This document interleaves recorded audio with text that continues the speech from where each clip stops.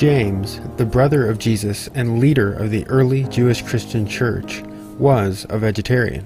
In fact, in ecclesiastical history, Eusebius states that James was even raised by his parents as a vegetarian. Now why would his parents do this unless they were vegetarians and raised their entire family, including Jesus, vegetarian as well?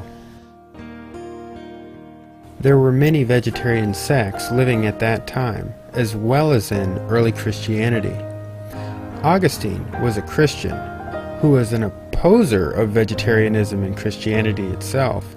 He stated that the vegetarian Christians whom he opposed were so prevalent he couldn't even begin to number them.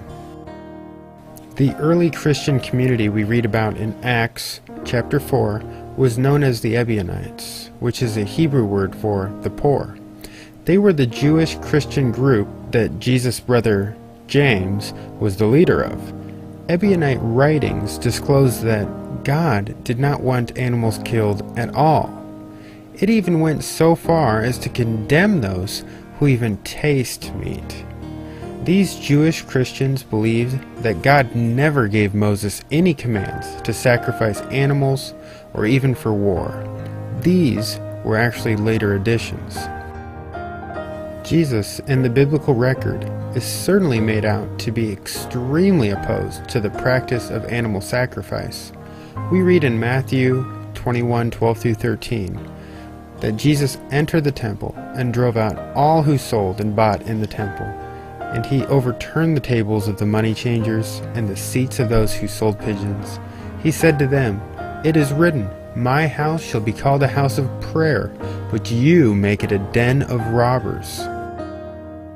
Jesus was referencing Jeremiah 7:11, which states, "Has this house, which is called by my name, become a den of robbers in your eyes?" Jesus is referencing how Jeremiah tells us that God never made a command about sacrificing animals. The people were doing evil. They were shedding innocent blood. And to think, most people claim that Jesus was only mad that the people were making money off the animals for sacrifice. But in context, this was not the reality. Rather, this was an act of animal liberation. Jesus felt mercy and compassion toward his fellow living beings and could not stand the injustice going on. This cost Jesus his life.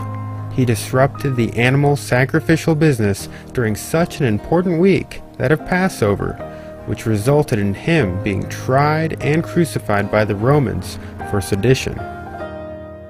So, ask yourself why such an enlightened man like Jesus would forfeit his life to prevent animals from being murdered.